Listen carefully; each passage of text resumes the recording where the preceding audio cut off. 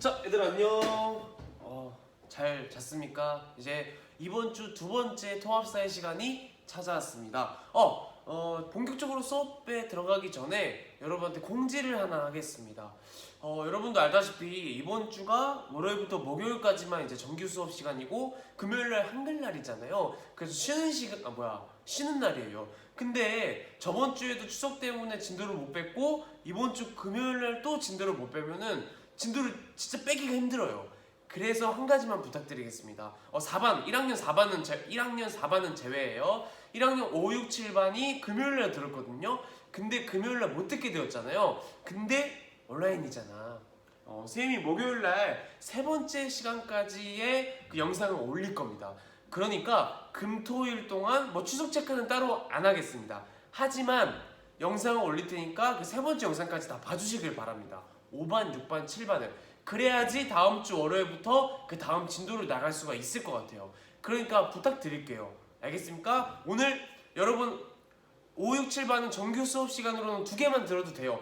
하지만 선생님이 부탁한다고 세 번째 영상까지 봐야 됩니다. 온라인 클래스에 올릴게요. 알겠습니까? 네, 좋습니다. 자, 그렇다면은 오늘 지난 시간에 이어서 산업화와 도시화에 대해서 한번 배워보겠습니다. 자, 얘들아, 생활공간과 3단원이죠. 생활공간과 사회에 대해서 배우고 있는데 우리가 살고 있는 이 사회, 생활공간이 어떠한 과정을 거치면서 변화가 일어난다고 했습니다. 우린 그 첫 번째로 산업화와 도시화에 대해서 배울 거예요. 그러니까 먼저 보겠습니다. 자, 프린트 15쪽부터 볼게요. 근데 보기 전에 다시 한번 산업화와 도시화에 대해서 한번 복습 한번 해보겠습니다. 자, 원래는 우리나라를 봤을 때 전 세계적으로도 마찬가지예요. 어떤 지역, 어떤 국가든 그냥 이렇게 촌락에 농사 적당히 짓고 이렇게 촌락에 분산되어서 골고루 분포해서 살았을 거예요. 사람들이.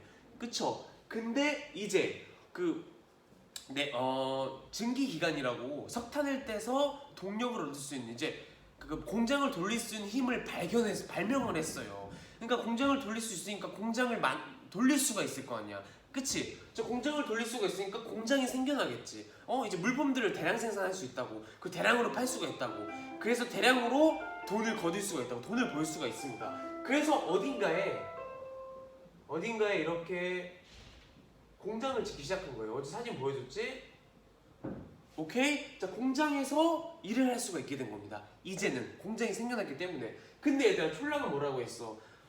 쉽게 말해가지고 이거 편하게 들으세요. 자, 촌락은 얘들아, 하루 종일 뼈 빠지게 일만 해서 열심히 농사지어. 농사 짓고 자급자족해.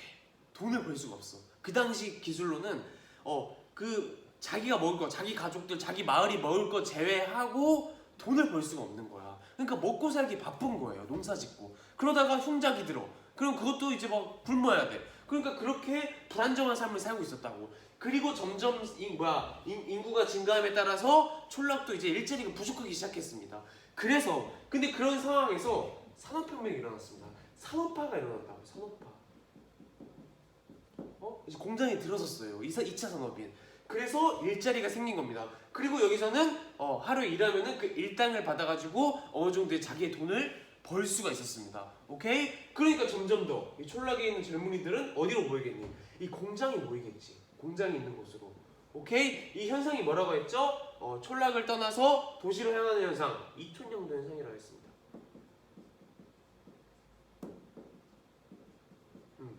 자, 이러한 이촌향도 현상으로 인해서 여기에 사람들이 모이게 됐어요. 자, 사람들이 모여서 뭐가 발달했다? 도시가 발달한 겁니다. 도시의 의미가 뭐야? 인구가 모여있는 곳, 그게 바로 도시예요. 자, 도시가 발달했습니다. 알겠습니까? 그래서 도시가 발달했다. 이게 뭐였어? 바로 도시화가 일어나는 겁니다. 그래서 이 산업화와 도시화는 떼야 뗄 수 없는 관계예요. 산업화로 인해서 도시화가 일어났거든. 사람들이 모이기 때문에. 그래서 이거는 같이 가는 겁니다. 두 개 더 같이 같이 가는 거예요. 알겠지? 자, 이렇게 산업화와 도시화가 일어난 다음에 어떤 변화가 생기고 어떤 문제가 생기고 그 문제에 대한 해결 방안을 지금부터 쭉 알아볼 겁니다. 알겠습니까? 네, 좋습니다. 자, 그렇다면은 이 산업화와 도시화는 아까 선생님이 그 저번 시간에 말했듯이 선진국과 개발도상국에 따라서 다르게 나타난다 했죠. 그 양상이 다르다고. 그 양상을 지금부터 한번 살펴보겠습니다. 자, 일단 지우고 다음 볼게요. 자, 선진국과 개발도상국의 산업화와 도시화를 비교해 보겠습니다. 선생님, 경제발전 정도에 따라서 선진국, 개발도상국, 저개발국으로 나뉜다 했잖아요. 왜 저개발국은 없나요? 아직 산업화와 도시화가 그렇게 크게 일어나지 않았기 때문에 비교 대상이 될 수가 없습니다. 그래서 선진국과 개발도상국만 비교해 보도록 하겠습니다. 자, 밑에 그림 12번과 함께 볼게요. 선진국과 개도국, 도시화 비교, 그 그래프를 보면서 같이 볼 건데 보겠습니다. 먼저 선진국부터 볼게. 자, 여기 그래프에서 선진국은 바로 스위스라고 볼 수 있어요. 그리고 그래프에서 개발도상국은 코스타리카라고 볼 수 있습니다. 유럽에 있는 거고 코스타리카는 아메리카의 중간에 위치한 중앙 아메리카에 위치해 있어요. 잠깐만요. 미안합니다.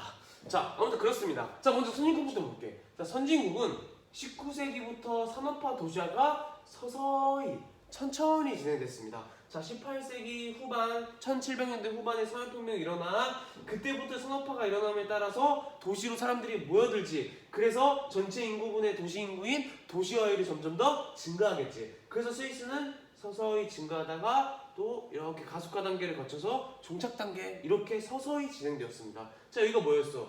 자, 이렇게 서서히 처음에 진행되는 단계가 바로 초기 단계였지. 그리고 그 다음에 도시화율이 갑자기 급성장하는 그 2000년도 현상, 도시로 막 모이잖아. 그래서 급속한 성장을 하지, 도시화율이. 그치? 이 부분이 뭐라 했지? 바로 가속화 단계라 했습니다. 그래서 어느 정도 사람들이 도시에 많이 몰려 살아. 그래서 어느 정도 정착하는 단계, 그게 바로 종착 단계라고 했죠.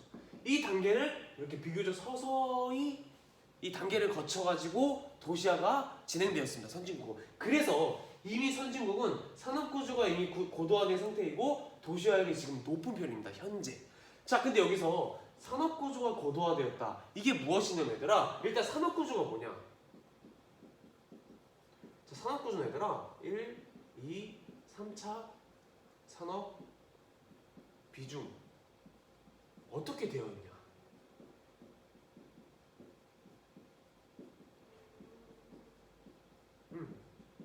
자, 어떠한 국가의 산업구조라면은 어떠한 국가의 1차 산업은 몇 퍼센트, 2차 산업은 몇 퍼센트, 3차 산업은 몇 퍼센트 각각 비중이 어떻게 되어 있냐가 바로 산업구조를 나타내는 거예요. 근데 이 산업구조가 고도화된다.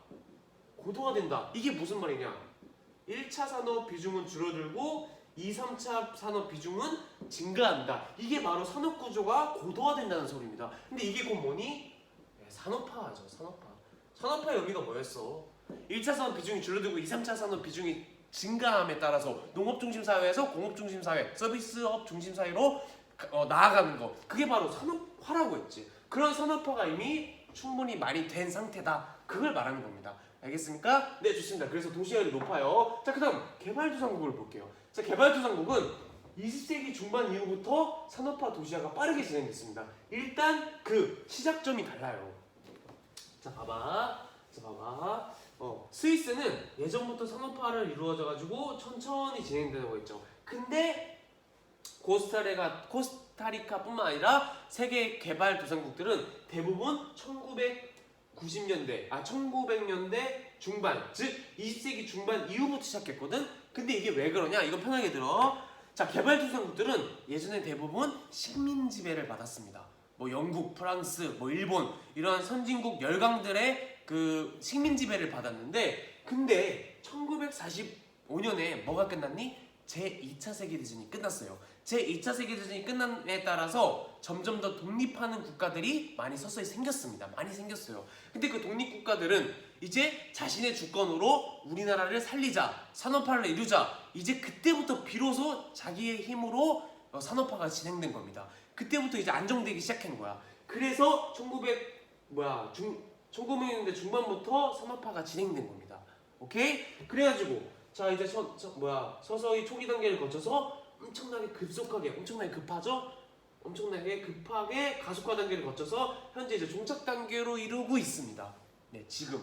근데 얘들아, 개발도상국은 시작점도 다르지만 일단 빠르게 진행되었어요. 그 이유가 뭐냐? 일단 기본적으로 뭐겠어? 일단 기본적으로 촌락에서 도시로 일자리를 찾아서 오는 이촌양도 현상이 일어났겠지.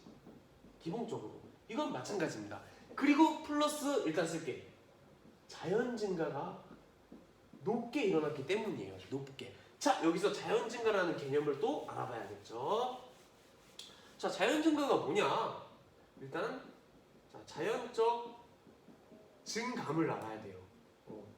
자, 인구가 자연적으로 증감한다. 이게 무슨 말이냐? 자, 그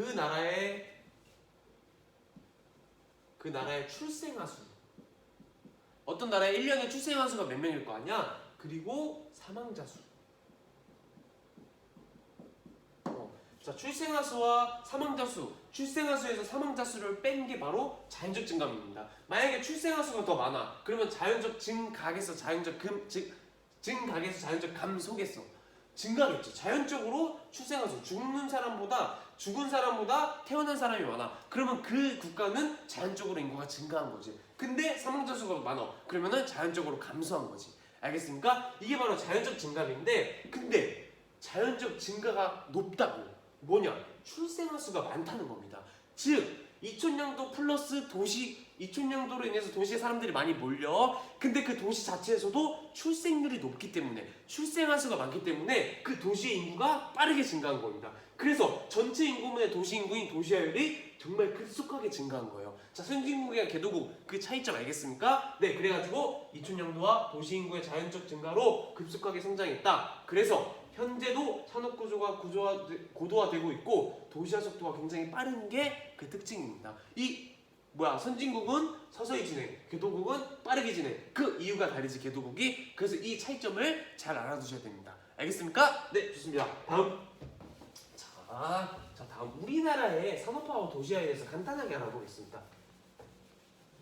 자, 우리나라에 대해서 볼게요. 자, 우리나라의 산업화와 도시화. 우리나라는 1960년대부터 본격적으로 산업화와 도시화가 일어났습니다. 왜? 1945년까지는 일제감정기를 겪었고, 이제 좀 우리나라의 힘으로 자, 도시화 산업화를 이루자 하는데 뭐가 발생했니? 바로 6.25 전쟁이 발생했죠. 6.25 전쟁이 끝나고 어느 정도 복구 기간을 거치고 1960년대부터 본격적으로 산업화가 진행되었습니다. 그래서 1960년대 정부 주도의 경제개발 계획. 자, 여기에 뭐죠? 공장 세우고 여기에 공장 세우고 그런 것들이 바로 경제개발 계획이라고 볼 수가 있거든. 자, 그런 경제개발 계획을 추진해서 수도권과 일단 쓸게. 자, 남동, 임해 지역을 중심으로 산업화와 도시화가 진행됐습니다. 그래서 현재는 인구의 대부분이 도시에 거주하고 있습니다. 현재 봤지? 91.6%가 우리나라의 도시화율이라고 지금. 그래서 볼게요. 자, 1940년대까지만 해도 자, 인구 밀도를 볼게. 자, 인구 밀도로 하면은 사람들이 얼마나 많이 몰려 사냐, 그걸 말하는 거지. 자, 인구 밀도가 주로 높은 건 어디니? 자, 여기 서해안의 평평한 평야 지역이에요. 그리고 낮은 곳은 우리 강원도 쪽에 북동부 지역.